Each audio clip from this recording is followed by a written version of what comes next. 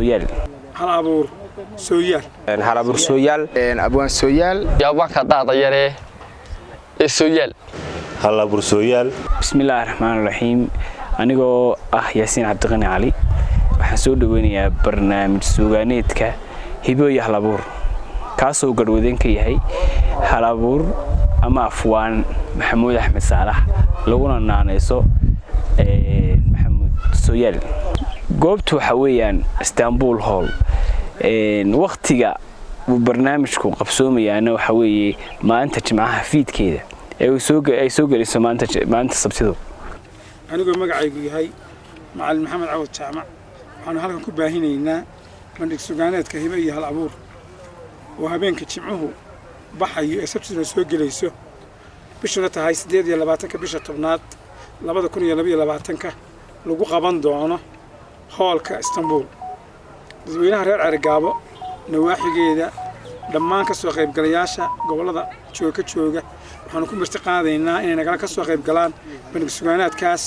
oo ka hadli doona suugaanteennii dhaqankeennii waxaana qaban doona hal abuur maxamuud axmed saalax yunis hal abuur sooyaal sidaas waxaanu jeclaan lahayn nagala soo qayb gashaan oo ay idinla baarigtaan xigmaddu waa xigmatu daalatu cala muslim meel kastoo xigmadda laga helo waa laga qaataa xigmadda man yashaa ilaahay ninka ciduu doonuu siiyaa gabaygu iyo suugaantu waa dhiirigelin waa mid ka hadlaya waaqicigeenna horumarkeenna hamigeenna hiigsigeenna dhammaan waa mid jiheeye ah waxaanu jeclaan lahayn dhammaan dadweynuhu inay ka soo qayb galaan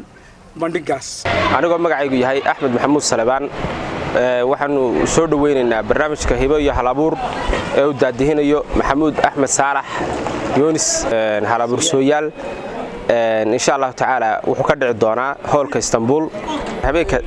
sabtida soo galayso marka hadii Ilaahay ka dhigo waxay noo ballanaa in laga soo qayb galo dhammaan dadweynaha ku sugan magaalada Cergaabo aad iyo aad baan u soo dhaweynaynaa halabuurka iyo suugaanta seen barnaamijkan aan ka faa'iideysanaynaa insha Allah hadii Ilaahay ka dhigo anigu magacaygu Cali Fahar Cabdilaahi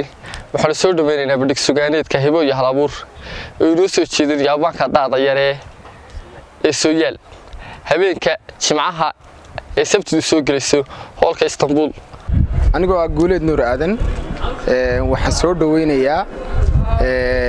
bandhig halabuureedka